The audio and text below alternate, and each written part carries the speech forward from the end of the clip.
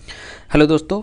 आज हमने झारखंड का हिस्ट्री का सीरीज़ में अभी तक हम लोग एंशिएंट हिस्ट्री जो है प्राचीन झारखंड वो भी कंप्लीट कर लिया है। उसके बाद पूर्वोत्तर भी कर लिया, मुगल का भी कर लिया, उसके बाद उत्तर मुगल भी कर लिया। तो आज जो है ये हमारा है अंग्रेज़ का झारखंड का प्रवेश। ये हमारे इंपॉर्टेंट है, इसलिए हम हर चीज़ को इतना शॉर्ट में नहीं कर सकते हैं, क्योंकि हमें कुछ जो है अच्छा से थोड़ा डिटेल पता होना चाहिए, बैकग्राउंड पता होना चाहिए। तो इसमें हमने थोड़ा अच्छा से कवर किया है, क्योंकि अल्टीमेट हमारा क्या होता है कि पर्पज़ होता है कि एग्ज़ाम में हमें क्वेश्चन आना चाहिए, क्वेश्चन हमसे सॉल्व होना चाहिए। अगर एग्ज़ाम में कोई क्वेश्चन आता है तो वो क्वेश्चन हमें ऐसी तैयारी होनी चाहिए, वो क्वेश्चन हमसे सॉल्व हो सके, हम सही कर सके, ताकि वो हमें कट ऑफ क्लियर करने में आसानी हो। तो ये जो है, अगर हम ज़्यादा शॉर्ट में पढ़ते हैं तो वो हमसे क्वेश्चन छूट जाएगा। ठीक है, अब इसलिए इसमें थोड़ा सा डिटेल में किया है, और उसमें सिर्फ आप कहानी सुन लीजिए, पॉइंट वाइज है। इसमें क्या है, बैकग्राउंड आपको याद रहेगा। हो सकता है तो आप इसमें स्पीड बढ़ा करके आप इसको देख सकते हैं।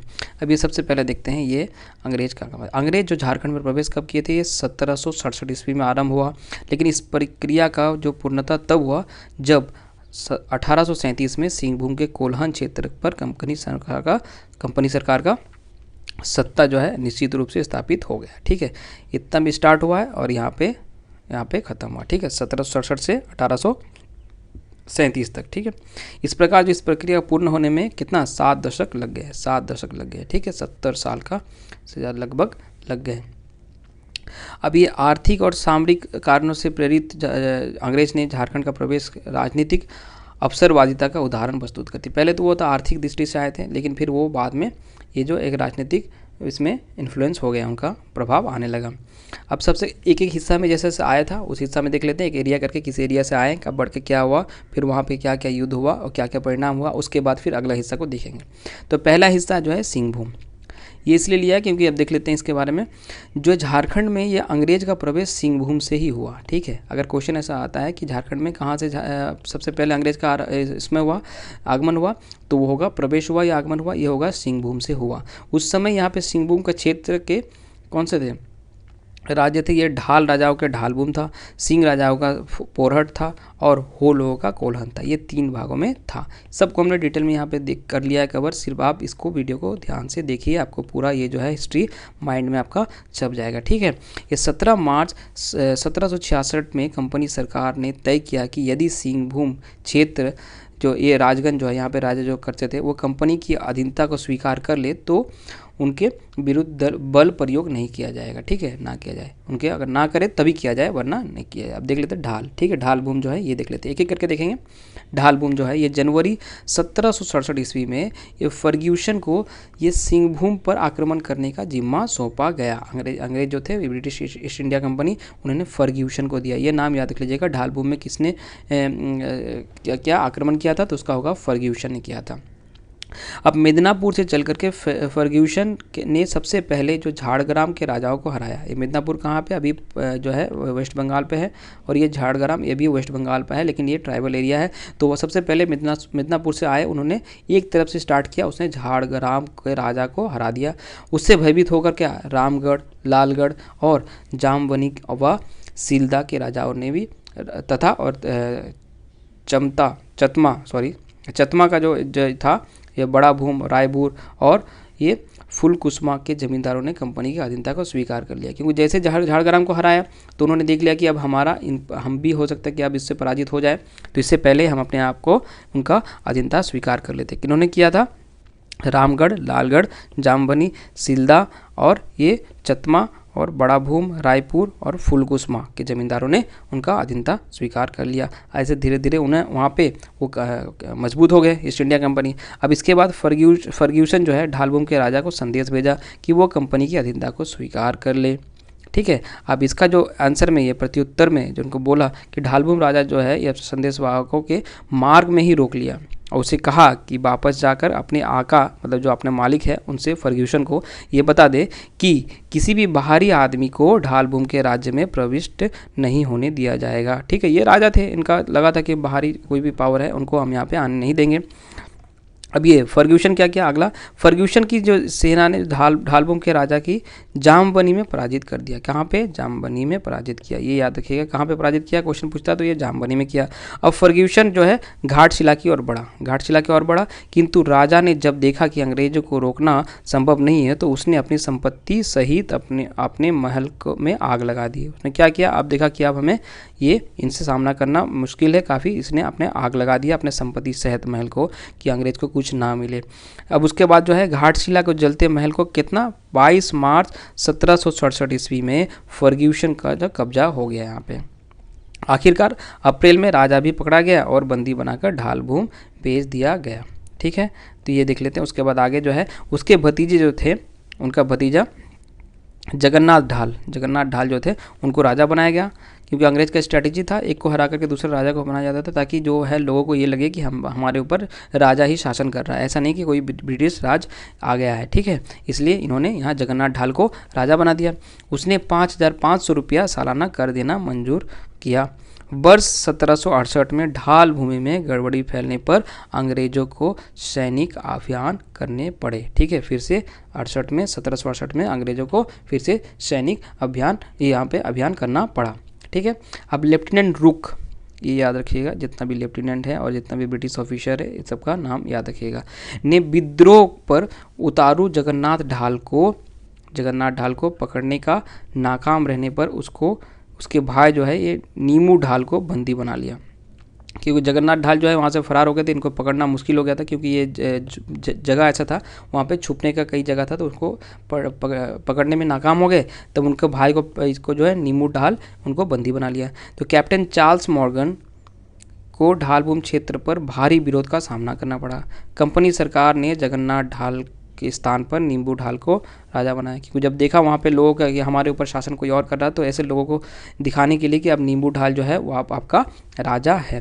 अब जगन्नाथ ढाल ने विरोध करना जारी रखा और ढालबुम के अधिकांश इलाकों पर कब्जा कर लिया। अब देखते हैं उसके बाद क्या होगा। ये तंग आकर जो है कंपनी 1777 ईस्वी में जगन्नाथ ढाल को ही ढालबुम का राजा मान लिया।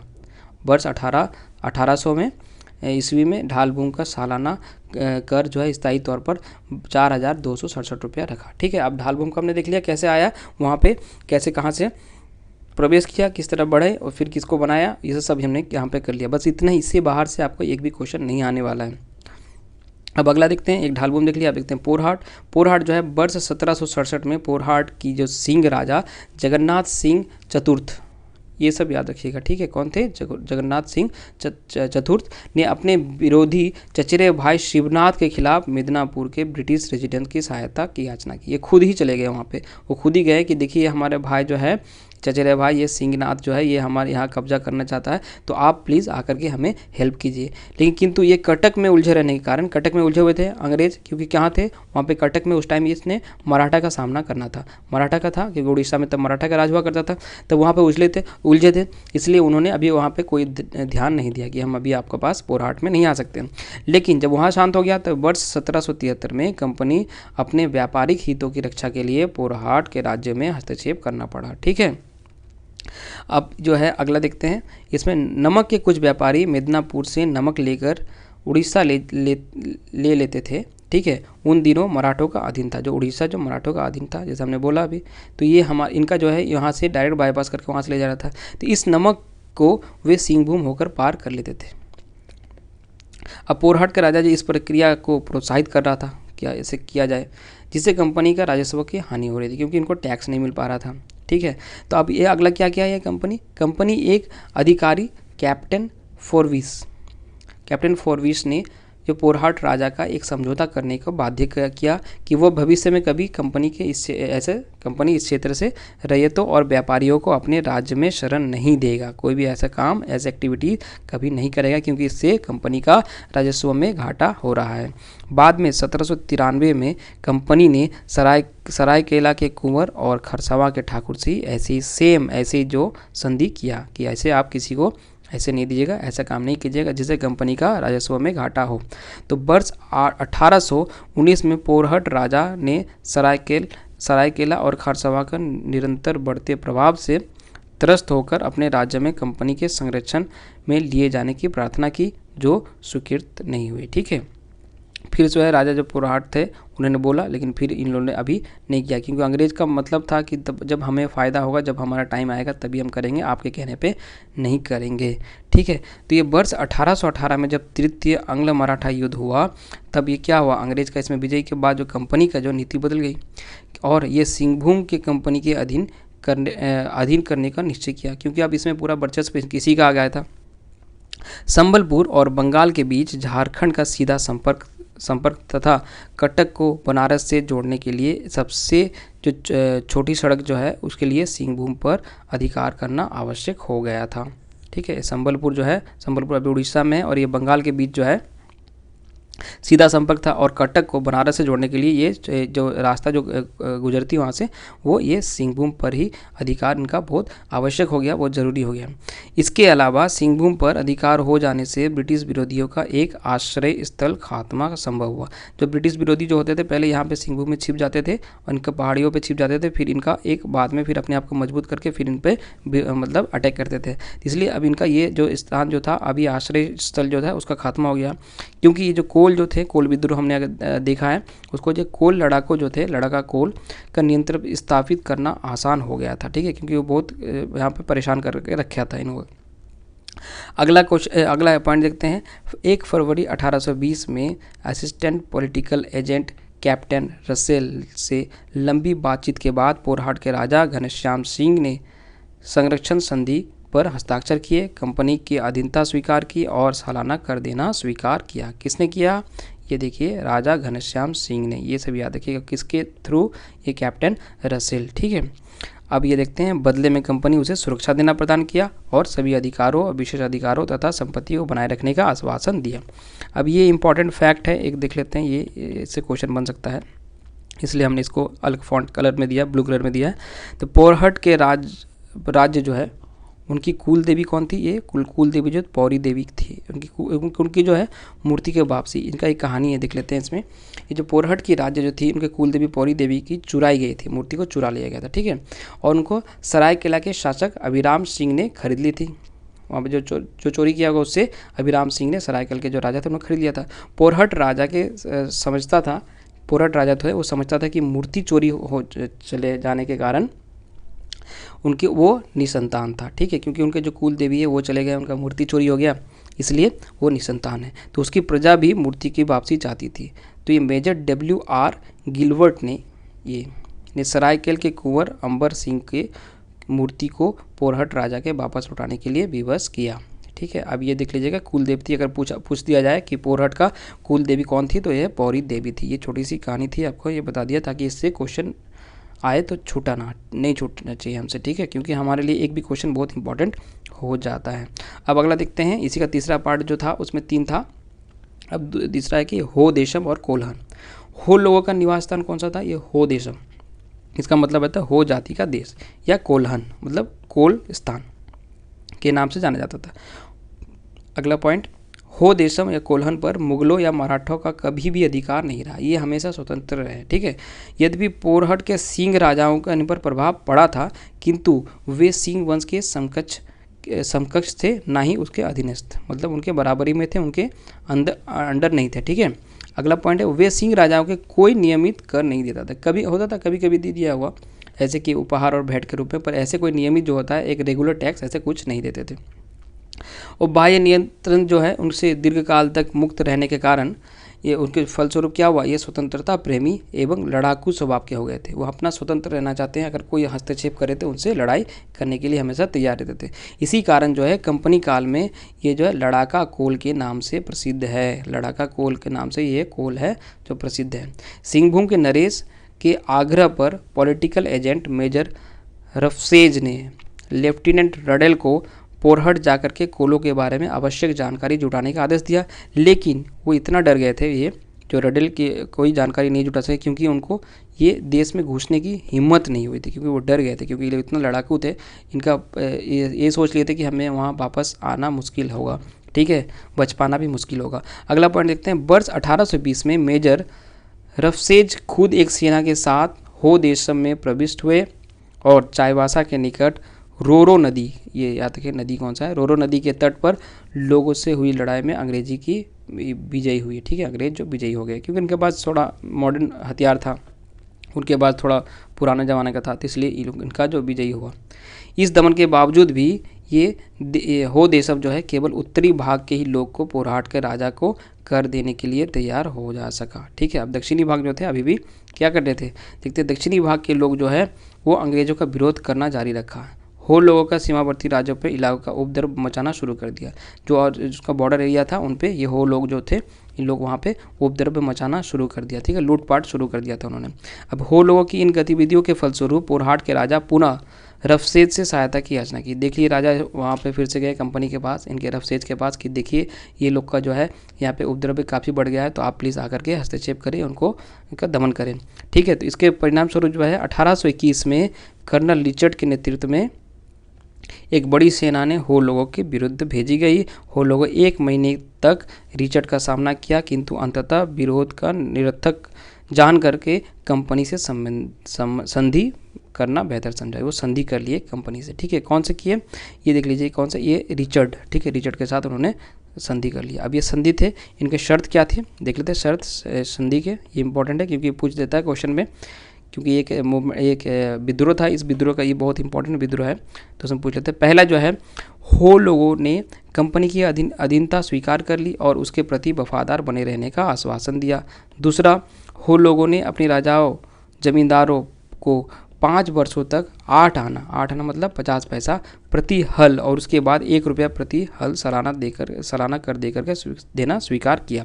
अगला जो है, अगला संधि में क्या था पॉइंट, हो लोगों ने कोल्हन के मार्गों को यात्रियों के लिए खुला और सुरक्षित रखने का वचन दिया, क्योंकि पहले इनको क्या करते इन पर अटैक कर देते थे, अब उनको क्या बोला कि अब सुरक्षित कोई भी यहाँ से गुजर सकता है। हो लोगों ने सभी जातियों के लोगों को अपने गांव में बसने की अनुमति दी तथा अपने बच्चों को हिंदी व उड़िया भाषा को पढ़ने के लिए प्रोत्साहित करने का वचन दिया। अगला लास्ट जो है उसका संधि में क्या पॉइंट था, हो लोगों ने उत्पीड़ित किए जाने पर हथियार उठाने के बजाय अब सरकार से फरियाद करने का वचन दिया। पहले क्या थे, खुद ही अटैक करते थे, लेकिन अब जो है वो सरकार को फरियाद करेंगे, मतलब अब जो है लॉ एंड ऑर्डर यहाँ पे एस्टेब्लिश हो गया, ठीक है, शासन व्यवस्था यहाँ पे बन गई थी। अब ये देखते हैं अगला पॉइंट, इस संधि के बावजूद भी कोल्हन में गड़बड़ी समाप्त नहीं हुई। हो लोग पोरहाट के सिंह राजा के अधीन रहने को तैयार नहीं थे, क्योंकि सबसे पहले स्वतंत्र प्रिय थे, इसलिए उनके साथ में यहाँ रहना इनका मुश्किल हो रहा था। उनकी अनिच्छा एवं असंतोष ने शीघ्र ही सीमावर्ती राज्यों के इलाकों पर फिर से इन्होंने आक्रमण का रूप ले लिया। ये 1831 से 1832 में जो हो लोगों ने कोल विद्रोह के सक्रिय भाग ले लिया, ठीक है, ये हो लोगों जो है कोल विद्रोह का सक्रिय भाग ले लिया। इन हरकतों से कंपनी को एक बार फिर से उनके विरुद्ध सैनिक कार्रवाई लेने के लिए बाध्य किया। अब ये देख लेते हैं, ये जो है अगला पॉइंट, ये दक्षिण पश्चिम सीमांत एजेंसी था, ये साउथ वेस्टर्न फ्रंटियर एजेंसी कहते थे इसको, दक्षिण पश्चिमी सीमांत एजेंसी के गवर्नर जनरल जो थे एजेंट मेजर T.S. विल्किंसन, हमने ऊपर में पढ़ा, विल्किंसन ड्रॉप लाया था हमने पहले, कल का भी देखा था उसमें क्वेश्चन में। विल्किंसन जो है उनके सलाह पे 1836 के अंत में ब्रिटिश एक फौज कर्नल रिचर्ड के नेतृत्व में कोल्हन में प्रविष्ट हुई। 4 महीने के संघर्ष के बाद फरवरी 1837 में हो लोगों ने आत्मसमर्पण किया और पोरहट के सिंह राजा के स्थान पर सीधे कंपनी को कर देना सहमत हुए, ठीक है। अब ये कोई राजा को नहीं देंगे, सीधा जो कर देंगे वो कंपनी को देंगे। अब ये अगला पॉइंट, पोरहट और ये सरायकेला खरसावां के शासकों से 23 पीर मतलब एक पीर मतलब 7 से 12 गांव होता है, 23 पीर लेकर के उनमें मयूरभंज जो उड़ीसा है के लिए गए और 5 पीर जोड़ करके कोलों के अलग अंचल कोल्हान का नाम से एक नया प्रशासकीय इकाई एडमिनिस्ट्रेटिव यूनिट जिसको कहते हैं वो गठन किया गया। अभी अगला देखते हैं, इस प्रशासनिक इकाई को अंग्रेज पदाधिकारी के सुपुर्द किया गया। एक पदाधिकारी दे दिया, एक अंग्रेजी मतलब ब्रिटिश ऑफिसर, उसके अंतर्गत इसको रखा गया, जिसका सदर दफ्तर जो है चाय भाषा को बनाया गया। इस तरह 1765 ईस्वी में कंपनी को दीवानी मिलने के बाद, कब मिला था 1765 में, क्यों मिला था, बैटल ऑफ बक्सर जो हुआ था, यह बक्सर की जो लड़ाई हुई थी उसके बाद इनको दीवानी राइट मिल गया था इलाहाबाद के संधि के बाद। वो 72 वर्ष बाद 1837 ईस्वी में देशम पर कंपनी के सरकार का नियंत्रण स्थापित हो सका, जबकि 1765 में ही उनको दीवानी राइट मिल गया, लेकिन फिर भी इनको कितना 72 साल के बाद उनको मिला। ठीक है, काफ़ी विरोध का सामना करना पड़ा था। अब इसमें देख लेते हैं एक इंपॉर्टेंट फैक्ट है, ये दो जो देसी रियासत थे वो देख लेते हैं। पहला था जो सरायकेला, दूसरा खरसवा। ये अलग से इंपॉर्टेंट फैक्ट है, इसलिए हमने यहाँ पे दिया है। इसका फॉन्ट कलर जो है इसका ये ब्लू में दिया है इसलिए। ठीक है, ब्रिटिश ईस्ट इंडिया कंपनी अपने अथक प्रयास से सिंहभूम के अधिकांश भागों पर अपना नियंत्रित स्थापित कर लिया था, किंतु उसी क्षेत्र में सरायकेला और खरसवा पर उसका सीधा आधिपत्य स्थापित ना हो सका। क्या है ये वस्तुतः ये ब्रिटिश जो भारत के जो था 560 में से अधिक रियासतें में बिहार में केवल 2 ही रियासतें थी, यही 2 रियासत थी बिहार में केवल। ठीक है, 560 से अधिक जो था सिर्फ 2 था। अब ये पहला देखते हैं सरायकेला। ये सरायकेला जो रियासत की स्थापना विक्रम सिंह, ये क्वेश्चन डायरेक्ट पूछ सकता है कि सरायकेला रियासत का स्थापना किसने किया था? विक्रम सिंह ने किया था। ठीक है, पोरहट सिंह वंशी के राजा अर्जुन का छोटा पुत्र ने की थी। आरंभ में रियासत में 10 गांव थे और 1770 ईस्वी में सरायकेला रियासत का संपर्क अंग्रेज से हुआ और 1803 में अंग्ल मराठा युद्ध के समय गवर्नर जनरल ने सरायकेला के राजा अभिराम सिंह को कहा था कि मराठों के विरोध में सहायता करने पर उन पर सालाना कर नहीं लिया जाएगा। जुलाई 1820 में सरायकेला नरेश की सहायता से तमार विद्रोह के नेता रुदन को पकड़ा गया था। तमार विद्रोह हमने पढ़ा है वहाँ पे, उनका जो रुदन था उनका नेता, उनको पकड़ा गया इनका हेल्प से। ठीक है, इनका मदद से। अब 1857 की क्रांति में सहयोग देने के कारण अंग्रेजी सरकार ने पोरहट राज्य का एक हिस्सा कराईकेला, जो एक जगह का नाम था, वो सरायकेला नरेश को दे दिया। ठीक है, कराईकेला जो है हिस्सा उनको दे दिया। क्यों? क्योंकि ये 1857 का जो विद्रोह हुआ था उसमें ये अंग्रेजी का साथ दिया था। ठीक है, ये याद रखिएगा, ये जो सरायकेला था जो अंग्रेजों का साथ दिया था। 1899 में एक सनद द्वारा सरायकेला की एक करद सियासत के रूप में संपुष्टि की गई। ठीक है, करद सियासत के रूप में, रियासत के रूप में इनको संपुष्टि की गई। ये सरायकेला नरेश जो थे आदित्य प्रताप सिंह देव जून 1939 में रियासत के शासन व्यवस्था का व्यापक सुधार किया। ठीक है, एडमिनिस्ट्रेटिव रिफॉर्म लाया। वर्ष 1947 में देश स्वतंत्र होने पर इसे भारतीय संघ में शामिल कर लिया गया और 1956 में जो हुआ था राज्य पुनर्गठन के समय में इसे बिहार में मिला दिया गया। अब अगला देखते हैं ये खरसवा। दूसरा जो था एक सरायकेला देख लिया आपने, खरसवा देखते हैं। खरसवा जो है ये खरसवा रियासत की स्थापना सरायकेला रियासत की संस्थापक विक्रम सिंह के द्वितीय पुत्र ने की थी। ठीक है, अब ये वर्ष 1793 में खरसवा रियासत का अंग्रेज के साथ संबंध स्थापित हुआ और ये 1899 में खरसवा रियासत ब्रिटिश सरकार से क्या मिली? इनको सनद मिली।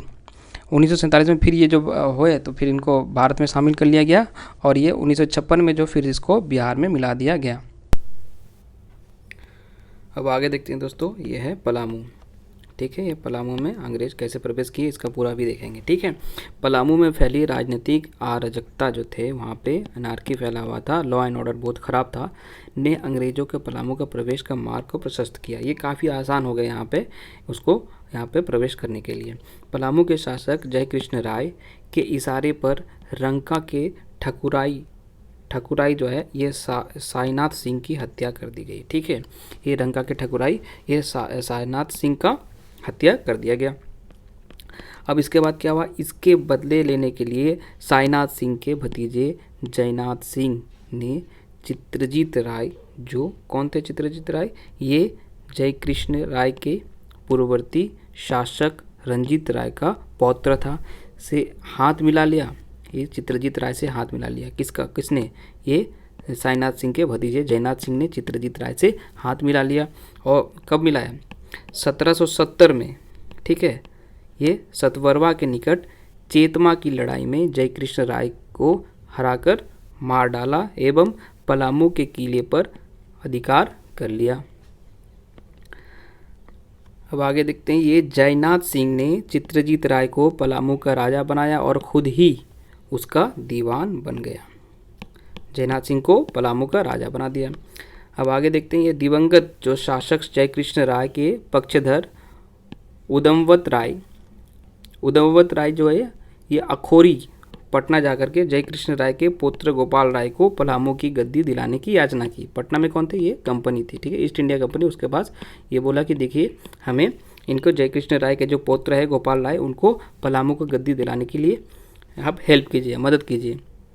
कंपनी ने गोपाल राय की समर्थन करने का निश्चय किया, बोला ठीक है हम आपका समर्थन करेंगे। ठीक, अब आगे देखते हैं कंपनी का मुख्य उद्देश्य क्या था। मुख्य उद्देश्य ये था पलामू के किला पर कब्जा करना। कंपनी के दूत गुलाम हुसैन खां की जयनाथ सिंह से 9 जनवरी 1771 ईस्वी में भेंट हुई। भेंट होने पर गुलाम खां हुसैन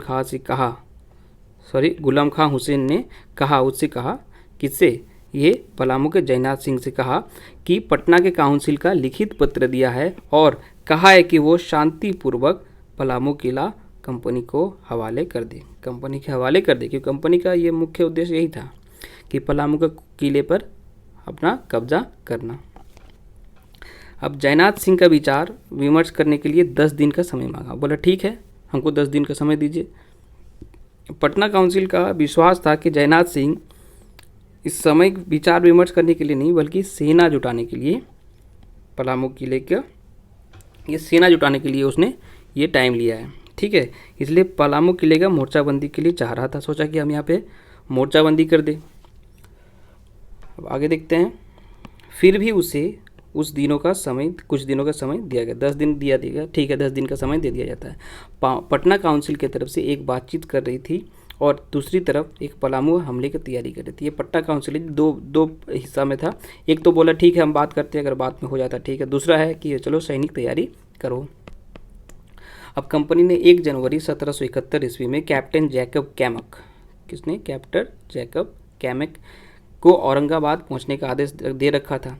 कंपनी ने हैरी पामर एवं एडवर्ड गोल्डिंग के सैनिक टुकड़ियों के साथ कैप्टन कैमक के पलामू अभियान के साथ देने को कहा।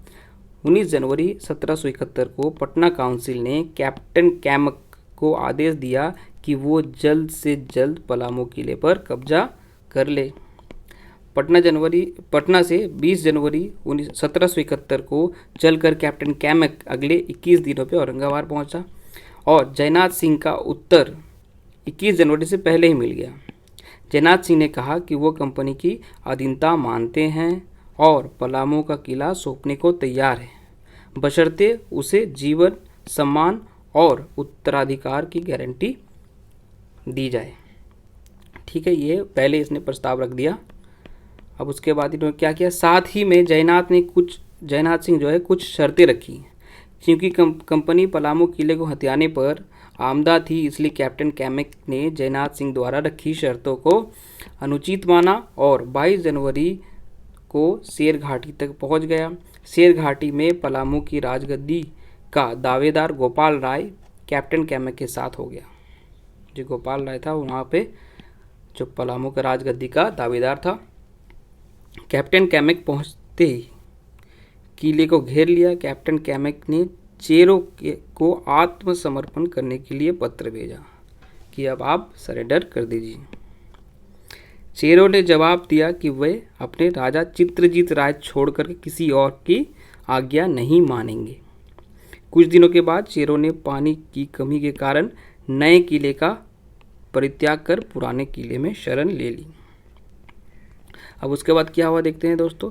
उसके बाद है ये कैप्टन कैमक ने बड़ी तोप से गोलीबारी की, तब तोप का इस्तेमाल किया गया था इसमें, और चेरो ने आक्रमणकारियों को रोकने का प्रयास किया। विफल रहने पर औरंग नदी, कौन सा औरंग, ये औरंगा है, औरंग नदी होगा, औरंग नदी पर पार करके वहाँ पे लोग भाग गए। अब अंततः क्या हुआ, अंततः आत्मसमर्पण कर दिया और चेरो राजा चित्रजीत राय जो दीवान जयसिंह रामगढ़ भाग गए। दीवान जयसिंह जो थे वो रामगढ़ भाग गए। पलामू का किला के पतन के बाद कैप्टन कैमक ने वहां प्रशासनिक व्यवस्था स्थापित की। 9 अप्रैल 1771 को पलामू को गोपाल राय की देखरेख में रख दिया गया। 1 जुलाई 1771 को गोपाल राय को पलामू का राजा घोषित किया गया और पलामू का सालाना कर कितना 4000 रुपया तय किया गया। इस प्रकार जुलाई 71 से 71 ईस्वी के मध्य तक प्राय समस्त पलामू कंपनी के अधिकार में हो गया था। ठीक है। अब ये नागपुर और सरगुजा से आक्रमण करने वाले मराठों के विरुद्ध अब पलामू का एक रक्षा पंक्ति के रूप में उपयोग किया जा सकता था। ठीक है। ये नागपुर और ये सरगुजा जो थे, यहाँ पे कौन, ये मराठा जो आते थे, ये मराठा यहाँ पे आकर के अटैक करते थे। तब ये जो है, ये पलामू क्षेत्र जो इनको अब एक बफर स्टेट जैसे होता है उसको इस्तेमाल कर सकता है। ठीक है, पंक्ति के रूप में इस्तेमाल कर सकते हैं, एक रक्षा पंक्ति। ठीक है, डिफेंस के रूप में। साथ ही में आसपास के विद्रोही को भी शरण नहीं ले सकते थे। अब ये हो गया, देख लिया हमने पलामू। अब अगला जो है छोटा नागपुर खास, ये है, ये एरिया देख लेते हैं कैसे यहाँ पे प्रवेश हुआ। छोटा नागपुर खास पलामू की तुलना में जो है, ये छोटा नागपुर खास क्षेत्र में अंग्रेज़ों का प्रवेश आसानी से हो गया, क्योंकि छोटा नागपुर खास के नागवंशी राजा दर्पण शाह ने खुद इसकी पहल की थी। किन्होंने? राजा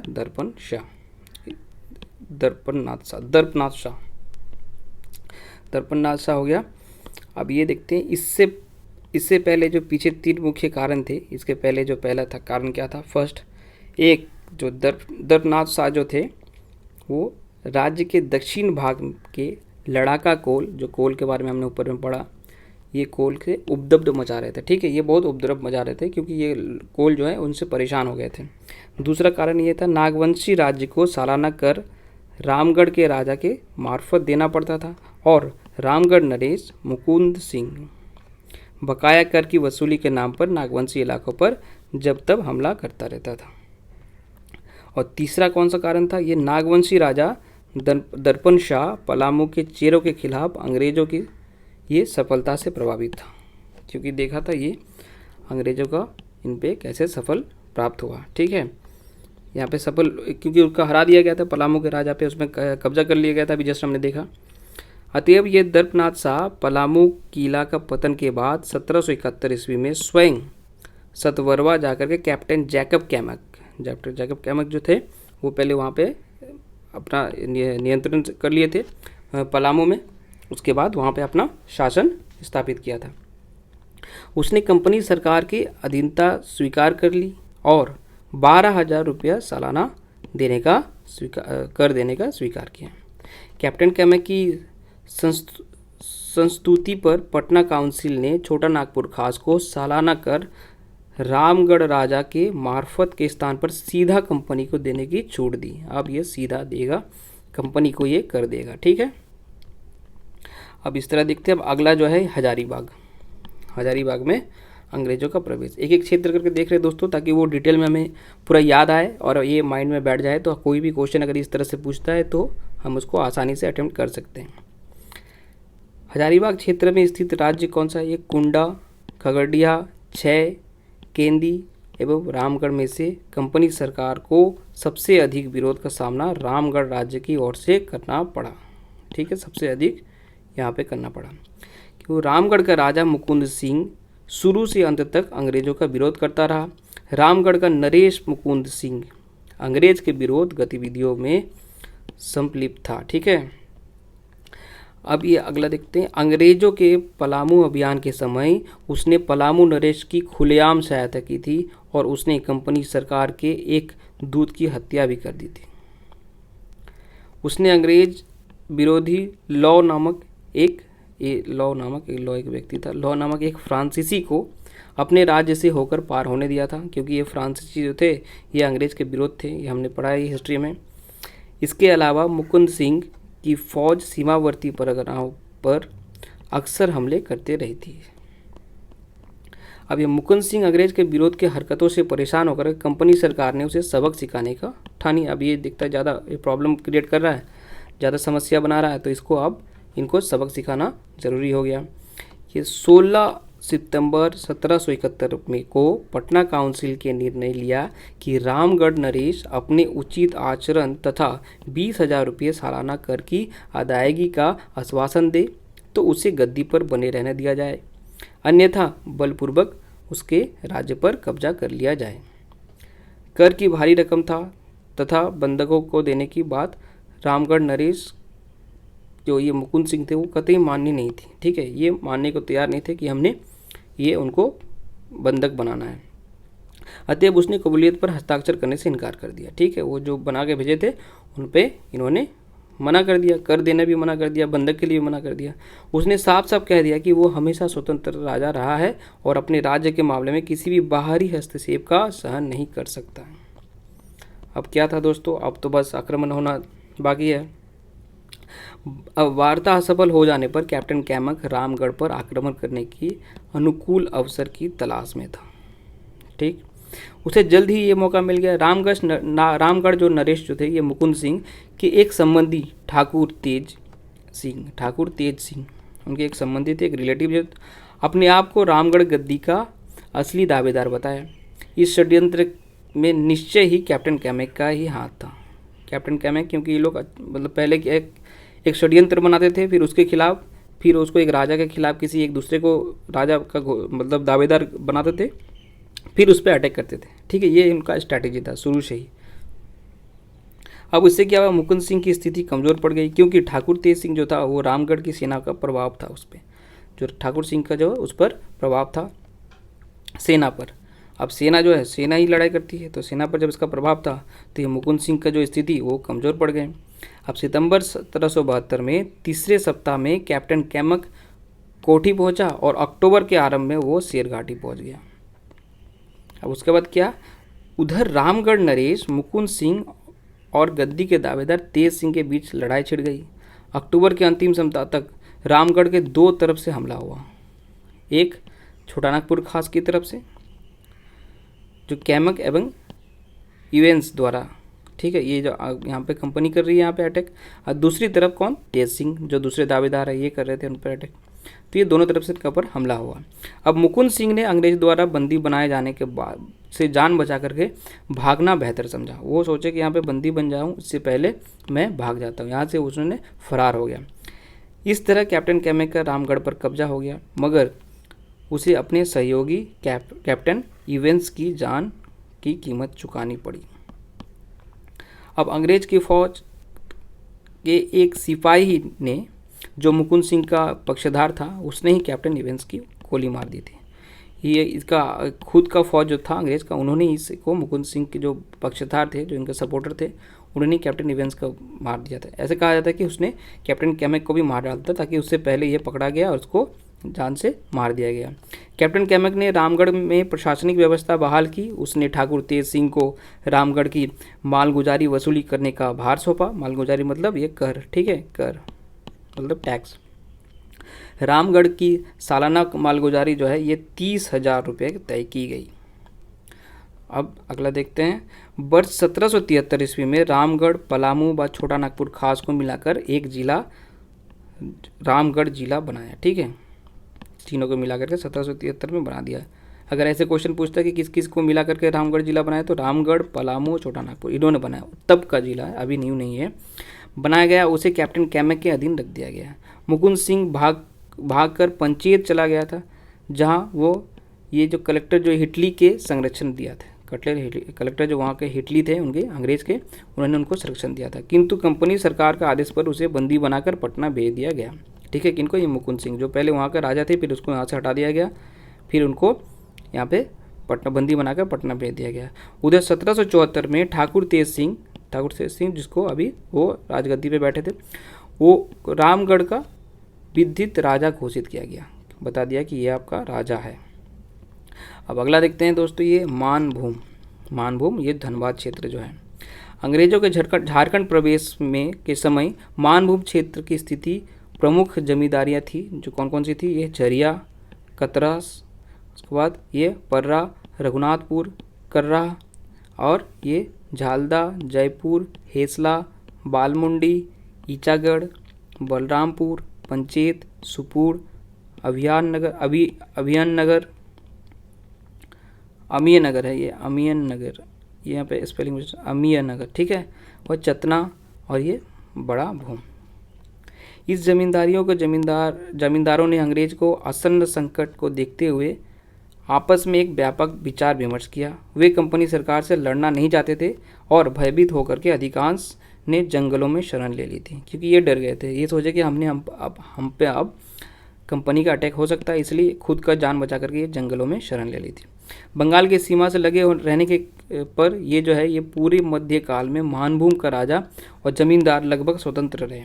ये लगभग इंडिपेंडेंट ही थे, स्वतंत्र रहे, इन पर किसी का प्रभाव नहीं था।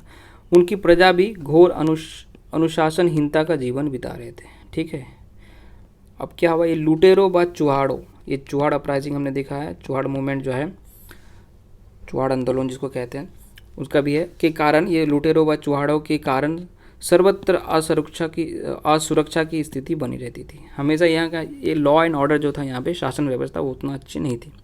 मानभूम में प्रवेश करने के प्रयास में कंपनी सरकार को लंबे समय तक ही दो तत्वों का विरोध का सामना करना पड़ा। कौन सा दो तत्व, वो हम देखेंगे अभी।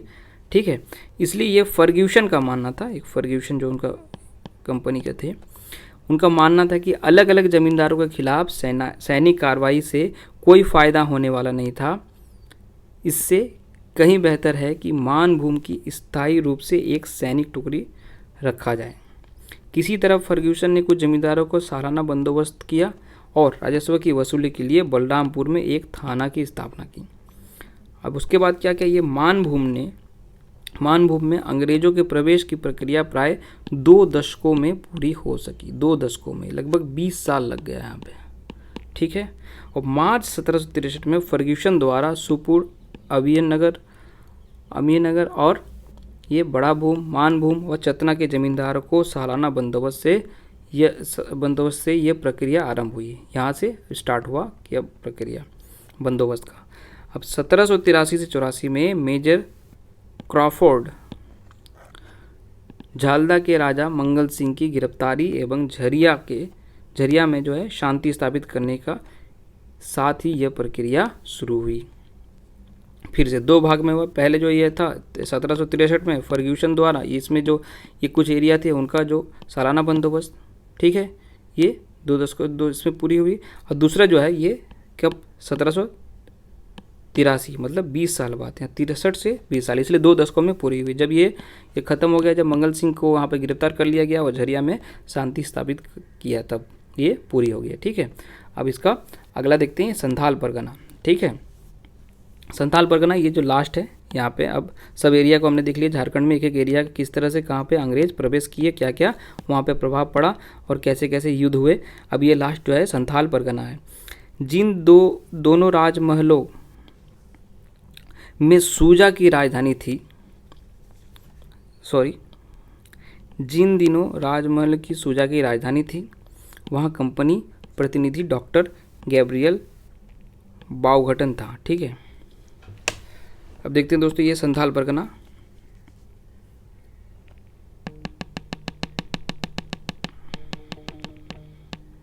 अब देखते हैं दोस्तों देखते हैं ये संथाल परगना। जिन दिनों राजमहल में सूजा की राजधानी थी, सूजा ये मुगल, ठीक है, मुगल बादशाह थे, मुगल बादशाह उनका मतलब गवर्नर हुआ करते थे उनको, ठीक है, उनका बेटा, ये सूजा की राजधानी हुआ करती थी। वहाँ कंपनी द्वारा प्रतिनिधि डॉक्टर गैब्रियल बाउघटन था। वो कंपनी द्वारा जो प्रतिनिधि भेजा गया था वो वहाँ पे पहले से मौजूद था। उसने सूजा से कंपनी को व्यापार के संबंधी फरमान दिलाने में महत्वपूर्ण भूमिका निभाई, किंतु मीर जुमला से कंपनी की शुरुआत में नहीं पटी। मीर जुमला जो थे उनसे इनका अनबन हो गया कुछ। बाद में इस संबंध को सुधारे और 1676 ईस्वी में राजमहल के शाही टकसाल में कंपनी के सिक्के भी ढाले जाने लगे। ठीक है, इनका प्रभाव वहाँ अब स्टार्ट हो गया। अब 1681 ईस्वी में ये काम रॉबर्ट हेज द्वारा कराया जाने लगा। 1702 में संबंध पुनः बिगड़े और मुगल बादशाह औरंगजेब के आदेश से राजमहल स्थित कंपनी के अधिकारी को बंदी बना लिया गया। ठीक है, ये औरंगजेब का आदेश दिया, ये राजमहल में जितने भी कंपनी के जो अधिकारी थे सबको बंदी बना लिया गया। उसके बाद 1708 ईस्वी में अजीमुशान, ये भी मुगल के थे, अजीमुशान एवं दीवान मुर्शिद कुली खां बंगाल के थे, तथा कंपनी के बीच में ये तानातनी बढ़ी, किंतु 1710 ईस्वी में संबंधों में थोड़ा सुधार हुआ, क्योंकि ये कंपनी जो थे अपना ये वहाँ पे सुधार कर लिया उनसे संपर्क, क्योंकि ये बहुत इंपॉर्टेंट था अगर वहाँ पे उसको राज करना है अंततः 1763 में मीर कासिम के विरुद्ध मेजर एडम्स की विजयी के फलस्वरूप राजमहल क्षेत्र पर कंपनी का एकाधिकार स्थापित हो गया था। ठीक है, 1763 मतलब ये जो उससे पहले इनको मीर कासिम के विरुद्ध में जो मेजर एडम्स ने उनको हरा करके फिर यहाँ पे उन्होंने पूरा स्थापित कर लिया। ठीक है, ये बक्सर की लड़ाई से पहले की बात है। अब यह समग्रतः ईस्ट इंडिया कंपनी को झारखंड में प्रवेश करने में प्राय 7 दशक का समय लगा। ठीक है, ये पूरा झारखंड में हमने देखा अलग अलग एरिया में किस तरह से प्रवेश किए। इस पूरा इसमें प्रवेश का पूरा जो इसमें है ये 7 दशक का समय लगा, मतलब 70 साल इनको लग गया। ठीक है, प्रवेश करने में। ये सही है कि सिंहभूम के कोल्हन क्षेत्र को छोड़ करके शेष झारखंड पर कंपनी का अधिकार 45 वर्षों के भीतर ही हो गया था। ठीक है, ये कोल्हन क्षेत्र जो था उनके लिए सबसे बहुत महत्वपूर्ण था, सबसे ज़्यादा टाइम लगा था, वरना बाकी के जो एरिया था हमने देखा ऊपर में पूरा डिटेल में कि वो आसानी से हो गया था, किंतु कोल्हन पर अधिकार करते करते तो 70 वर्षों का समय लग गया था। ठीक है, अब देखिए दोस्तों, इस तरह से हमारा ये जो है ये हिस्ट्री जो अंग्रेज का प्रवेश भारत में ये हमारा कंप्लीट हो गया। अब इसके बाद इससे पहले भी हमने हिस्ट्री का अलग अलग पार्ट देख लिया है। इस तरह से ये हमारा लगभग हिस्ट्री पूरा हो गया। अब बस जो झारखंड का शासन व्यवस्था है और ये स्वतंत्रता सेनानी जो है वो और झारखंड का जो ट्राइबल मूवमेंट है वो हमने देखना है वो अभी, और जनजाति जो जितना भी विरोध हुए थे वो देखना है। उसके बाद हमें इससे रिलेटेड जितना भी ऑब्जेक्टिव है वो भी हम इसके साथ ही करेंगे। ठीक है दोस्तों, वो हमें क्या होगा, वो ऑब्जेक्टिव करते करते हम अपना पूरा जितना हिस्ट्री अभी तक पढ़े हैं उसको पूरा रिविज़न भी हो जाएगा। ठीक है, इसके बाद भी अब जो इम्पोर्टेंट टॉपिक है उसको भी हमें अब कवर करना है, और हिस्ट्री का इसके बाद जो ऑब्जेक्टिव क्वेश्चन जितना भी रहेगा उसको सबको हम डिटेल में डिस्कस करेंगे, ताकि एग्जाम में हमारे पूरा जितना भी क्वेश्चन आए इससे रिलेटेड वो सब हम अटेम्प्ट कर सके, अटेम्प्ट ही नहीं और सब सही भी कर सके। ठीक है दोस्तों, अगर वीडियो अगर अच्छा लगा होगा तो प्लीज़ चैनल को इसको सब्सक्राइब कर लीजिए और इस वीडियो को लाइक कर दीजिए और इसको अपने दोस्तों के बीच शेयर कर दीजिए। वीडियो देखने के लिए थैंक यू दोस्तों।